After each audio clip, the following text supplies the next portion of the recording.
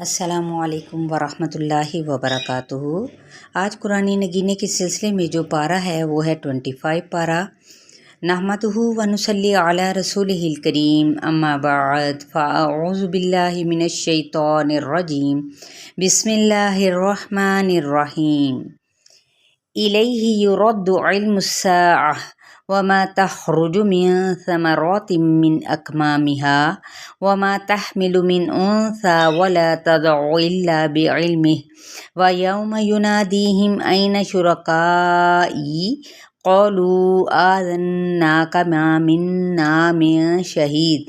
قیامت کا علم اللہ ہی کی طرف لوٹایا جاتا ہے، اور جو پھل اپنے شگوفوں میں سے نکلتے ہیں، اور جو مادہ حمل سے ہوتی ہے، اور جو بچے وہ جنتی ہے، سب کا علم اسے ہے۔ اور جس دن اللہ تعالیٰ ان مشرکوں کو بلا کر دریافت فرمائے گا کہ میرے شریک کہاں ہیں، تو وہ جواب دیں گے کہ ہم نے تو تجھے کہہ سنایا کہ ہم میں سے تو کوئی اس کا گواہ نہیں، یعنی اللہ کے سوا اس کے وقوع کا کسی کو بھی علم نہیں ہے۔ اسی لیے جب حضرت جبرائیل علیہ السلام نے نبی کریم صلی اللہ علیہ وآلہ وسلم سے قیامت کے واقعہ ہونے کے بارے میں پوچھا تھا، تو آپ صلی اللہ علیہ وآلہ وسلم نے کیا فرمایا تھا کہ اس کی بابت مجھے بھی اتنا ہی علم ہے جتنا تجھے ہے، یعنی میں تجھ سے زیادہ نہیں جانتا۔ بعلم من السائل، یعنی سوال کرنے والے سے بھی میں زیادہ نہیں جانتا۔ دوسرے مقامات پر بھی اللہ تعالیٰ نے فرمایا الی ربک منتہاہا، سورہ النازعات میں، ٹھیک ہے۔ تو یہ اللہ تعالیٰ کا علم ہے جو کسی کو بھی اللہ نے اپنے اذن کے بغیر نہیں دیا کہ قیامت کب آئے گی۔ اور اسی طرح آگے اگلی آیات میں مزید جو اللہ تعالیٰ نے، اللہ رب العزت نے بیان فرمایا، جیسے ایک آگے ہے سورہ الزخرف میں آیت آتی ہے جو کہ ایک سفر کے دوران کی جو دعا ہے وہ کیا ہے کہ وَتَقُولُوا سُبْحَانَ الَّذِي سَخَّرَ لَنَا هَذَا وَمَا كُنَّا لَهُ مُقْرِنِينَ، کہ کہو پاک ذات ہے اس کی جس نے اسے ہمارے بس میں کر دیا، حالانکہ ہمیں اسے قابو کرنے کی طاقت نہ تھی۔ یعنی ایک علاقے سے دوسرے علاقے میں اور ایک ملک سے دوسرے ملک میں جانے کے لیے راستے اللہ تعالیٰ نے بنا دیے، تاکہ کاروباری، تجارتی اور دیگر مقاصد کے لیے تم کیا ہے آ جا سکو۔ جیسے کشتیاں بنائیں، چوپائے، جانور وغیرہ پیدا کیے اللہ تعالیٰ نے جن پر تم سوار ہوتے ہو۔ پھر سوار ہونے کے لیے اللہ تعالیٰ نے کیا ہے ہمیں دعا بھی سکھا دی کہ جس سے تمہاری، یعنی ان چیزوں پر یا ان جانوروں پر تم سوار ہوتے ہو جس سے تمہاری ضرورت جون سی ہے وہ پوری ہو سکے، کیونکہ قدر حاجت سے کم بارش اگر ہوتی تو کیا تھا وہ تمہارے لیے مفید ثابت نہ ہوتی، اور اگر زیادہ ہوتی تو وہ طوفان بن جاتی جس میں تمہارے ڈوبنے اور ہلاک ہونے کا خطرہ ہوتا۔ جس طرح بارش سے مردہ زمین جون سی شاداب ہو جاتی ہے، اسی طرح قیامت والے دن تمہیں بھی زندہ کر کے قبروں میں نکالا جائے گا۔ تو اللہ تعالیٰ نے دیکھیں جہاں پہ بھی ان سواریوں پر سوار ہونے کے لیے ہمیں اللہ تعالیٰ نے بہت سے ہمارے لیے سہولتیں میسر کی ہیں، ہمارے لیے جانور ہمارے لیے تابع کر دیے ہیں، ورنہ تو ہمارے بس میں کچھ بھی نہ ہوتا، اور ہم انہیں قابو میں رکھ کر ان کو سواری، باربرداری اور دیگر مقاصد کے لیے استعمال بھی نہیں کر سکتے تھے۔ مقرنین بمعنی مطیقین ہے، ٹھیک ہے۔ اور اس کے سواری پر سوار ہونے کے لیے ہمیں دعا جو سکھا دی گئی، تو ہمیں چاہیے کہ بسم اللہ پڑھ کے 3 مرتبہ اللہ اکبر اللہ اکبر اللہ اکبر کہہ کے، تو جو ہی سواری جون سی وہ چلنے لگے تو آپ یہ دعا پڑھ لیں۔ پھر آگے مزید اسی کی 24 آیت ہے کہ قَالَ أَوَلَوْ جِئْتُكُمْ بِأَهْدَىٰ مِمَّا وَجَدتُّمْ عَلَيْهِ آبَاءَكُمْ قَالُوا إِنَّا بِمَا أُرْسِلْتُمْ بِهِ كَافِرُونَ، یعنی نبی صلی اللہ علیہ وسلم نے کہا بھی کہ اگرچہ میں تمہارے پاس اسے بہت بہتر مقصود تک پہنچانے والا طریقہ لے کر آیا ہوں جس پر تم نے اپنے باپ دادوں کو پایا، تو انہوں نے کیا جواب دیا کہ ہم اس کے منکر ہیں جسے دے کر تمہیں بھیجا گیا ہے۔ یعنی اپنے آباء کی تقلید میں اتنے پختہ تھے کہ پیغمبر کی وضاحت اور دلیل بھی انہیں اس سے نہیں پھیر سکی۔ تو یہ جو آیت ہے نا جو ابھی میں نے پڑھی، اندھی تقلید کے بطلان اور اس کی قباحت پر بہت بڑی دلیل ہے۔ یعنی دیکھیں، جس نے مجھے پیدا کیا وہ مجھے اپنے دین کی سمجھ بھی دے گا اور اس پر ثابت قدم بھی رکھے گا انشاءاللہ تعالی۔ میں صرف اسی کی عبادت کروں گا۔ اسی لیے ہمیں کیا ہے، کلمہ لا الہ الا اللہ کی وصیت جو سی اپنے اولاد کو بھی کر کے جانا چاہیے اور خود بھی اس پر عمل کرنا چاہیے۔ وَلَمَّا جَاءَهُمُ الْحَقُّ قَالُوا هَذَا سِحْرٌ وَإِنَّا بِهِ كَافِرُونَ۔ اور آگے کیا بتایا کہ حق کے پہنچتے یہ بول پڑے کہ یہ تو جادو ہے اور ہم اس کے منکر ہیں، اور کہنے لگے کہ یہ قرآن ان دونوں بستیوں میں سے کسی بڑے آدمی پر کیوں نہیں نازل کیا گیا۔ یعنی انہوں نے کیا کیا کہ قرآن کو جادو قرار دے کر اس کا انکار کر دیا، اور اگرے الفاظ میں کیا، حضرت نبی کریم صلی اللہ علیہ وآلہ وسلم کی تحقیر بھی انہوں نے کی۔ یعنی دونوں یہاں پر جو بستیوں سے مراد ہے مکہ اور طائف ہے، اور بڑے آدمی سے مراد کیا ہے، اکثر مفسرین کے نزدیک مکے کا ولید بن مغیرہ اور طائف کا عروہ بن مسعود ثقفی ہے۔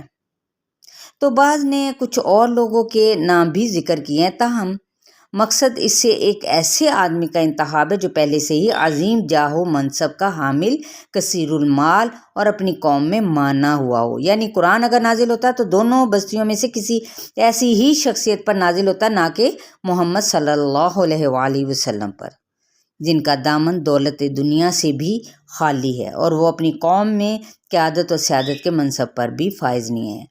یہ ان کا قول ہوتا تھا، یہ وہ باتیں کرتے تھے جو حق کے انکار کرنے والے تھے۔ اور آگے مزید بھی بتایا گیا کہ بہت ہی اہم آیت ہے، وَمَن يَعْشُ عَن ذِكْرِ الرَّحْمَنِ نُقَيِّضْ لَهُ شَيْطَانًا فَهُوَ لَهُ قَرِينٌ وَإِنَّهُمْ لَيَصُدُّونَهُمْ عَنِ السَّبِيلِ وَيَحْسَبُونَ أَنَّهُمْ مُهْتَدُونَ حَتَّى إِذَا جَاءَنَا قَالَ يَا لَيْتَ بَيْنِي وَبَيْنَكَ بُعْدَ الْمَشْرِقَيْنِ فَبِئْسَ الْقَرِينُ۔ کہ جو شخص رحمان کی یاد سے غفلت کرے اور ہم اس پر ایک شیطان مقرر کر دیتے ہیں، وہی اس کا ساتھی رہتا ہے۔